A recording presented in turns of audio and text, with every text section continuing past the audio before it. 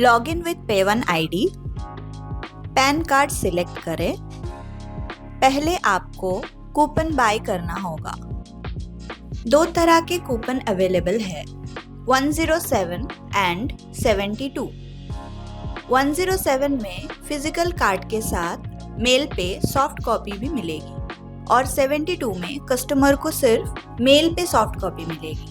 Coupon select करें, coupon quantity enter करें, submit करें, कंफर्मेशन पॉपअप पर ओके क्लिक करें। न्यू पेन पे क्लिक करें। आपको दो ऑप्शंस दिखाई देंगे, डिजिटल मोड और फिजिकल मोड। डिजिटल मोड में आपको कस्टमर का सिर्फ आधार कार्ड लगेगा, पर ध्यान रखें कि आधार कार्ड से कस्टमर का मोबाइल नंबर लिंक्ड होना चाहिए। फिजिकल मोड में आपको कस्टमर के ID proof, address proof, birth proof के डॉक्यूमेंट्स लगेंगे। डिजिटल मोड सिलेक्ट करें और कूपन सिलेक्ट करें। अब आप NSDL साइट पर रीडायरेक्ट होंगे। आधार जानकारी सावधानी पूर्वक दर्ज करें। सबमिट पर क्लिक करने के बाद प्रमाणीकरण किया जाएगा। नाम दर्ज करते समय कृपया इन महत्वपूर्ण बातों को याद रखें। आवेदक का नाम, लिंग और जन्म तिथि जैसे विवरण आधार डेटा की तरह समान होना चाहिए। आद्याक्षरों को केवल मध्य नाम में दर्ज करने की अनुमति है, लेकिन केवल तभी जब आधार कार्ड पर आद्याक्षर हैं। यह सुविधा नाबालिग पर लागू नहीं है। आइए उदाहरण के साथ अनुमत नामों को समझें।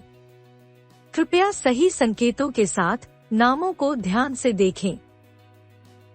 सफल प्रमाणीकरण पर उपयोगकर्ता आवेदक विवरण के लिए निर्देशित हो जाएगा।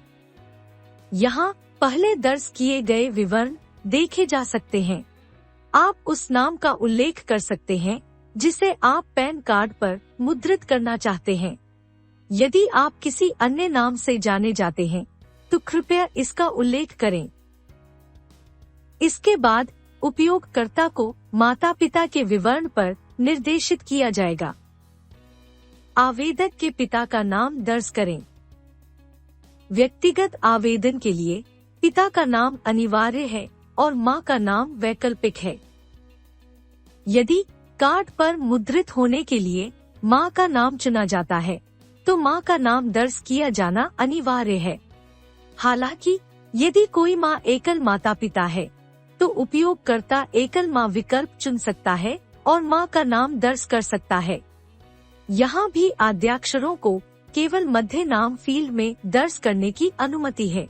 इसके बाद उपयोगकर्ता को अन्य विवरणों के लिए निर्देशित किया जाएगा।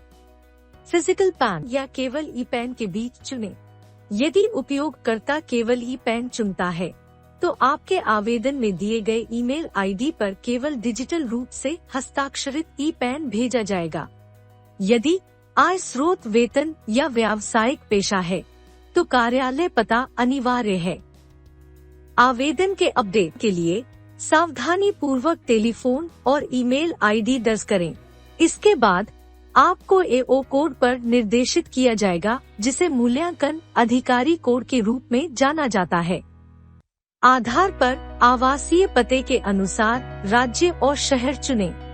चुने गए विकल्प के आधार पर AO कोड की प्रासंगिक सूची प्रदर्शित की जाएगी। स्थान के अनुसार अपना area code, AO type, range code, AO number चुनें। शहर और दिनांक का नाम दर्ज करें। इसके बाद उपयोगकर्ता को पुष्टिकरण पृष्ठ पर निर्देशित किया जाएगा। उपयोगकर्ता को आवेदन में दर्ज सभी विवरणों की जांच करनी होगी। इसके बाद उपयोगकर्ता को eKYC प्रमाणीकरण पोर्टल पर निर्देशित किया जाएगा। eKYC प्रमाणीकरण के लिए दो विकल्प उपलब्ध हैं, OTP आधारित eKYC और बायोमेट्रिक आधारित eKYC। यदि उपयोगकर्ता OTP आधारित eKYC चुनता है, तो OTP आवेदक के मोबाइल और आधार में पंजीकृत ईमेल आईडी पर भेजा जाएगा। ई-केवाईसी करने के लिए उपयोगकर्ता को आवेदक के माध्यम से OTP कैप्चर करना होगा। वैध OTP जमा करने पर सफल ई-केवाईसी प्रमाणीकरण की स्क्रीन दिखाई जाएगी। यदि उपयोगकर्ता बायोमेट्रिक आधारित ई-केवाईसी चुनता है, तो उपयोगकर्ता को ई-केवाईसी करने के लिए पंजीकृत बायोमेट्रिक डिवाइस के माध्यम से आवेदक के बायोमेट्रिक को कैप्चर करना होगा। उपलब्ध बायोमेट्रिक डिवाइस मोरफो, मंत्रा और प्रिसिशन हैं। इन उपकरणों को संबंधित कंपनी के RD सेवा ऐप के माध्यम से पंजीकृत किया जाना चाहिए। RD सेवा ऐप को गूगल प्ले स्टोर से डाउनलोड किया जा सकता है। यहाँ उपयोगकर्ता को डिवाइस चुनना होगा और फिंगरप्रिंट को कैप्चर करना होगा। इसके बाद सबमिट बटन पर क्लिक करें। सफल फिंगरप्रिंट कैप्चर के बाद सफल ई-केवाईसी प्रमाणीकरण की स्क्रीन देखी जाएगी। ई-केवाईसी प्रमाणीकरण के बाद उपयोगकर्ता को ई-साइन स्क्रीन पर निर्देशित किया जाएगा। 10 अंकों की आधार संख्या दर्ज करें और आवेदक को ई-साइनिंग पैन आवेदन के लिए सहमति प्रदान करने के लिए कहें। OTP आवेदक के मोबाइल नंबर और आधार के साथ पंजीकृत ईमेल ID पर भेजा जाएगा। सफल OTP वेरिफिकेशन पर उपयोगकर्ता को एक पृष्ठ दिखाई देगा। जब उपयोगकर्ता ओके क्लिक करेगा तो उपयोगकर्ता को नीचे दिए गए पृष्ठ पर TXN ID, TXN स्टेटस, पे अमाउंट एंड एक्नॉलेज नंबर मिलेगा। PDF और भुगतान रसीद नीचे दिए गए प्रारूप में आवेदक के पंजीकृत ईमेल ID पर भेजी जाएगी। इन केस आपको पैन कार्ड किसी अन्य एड्रेस पे चाहिए तो एड्रेस फॉर कम्युनिकेशन में ऑफिस एड्रेस सिलेक्ट करें। उसके लिए आपको रेसिडेंशियल एड्रेस के साथ ऑफिस एड्रेस प्रूफ भी अपलोड करना होगा।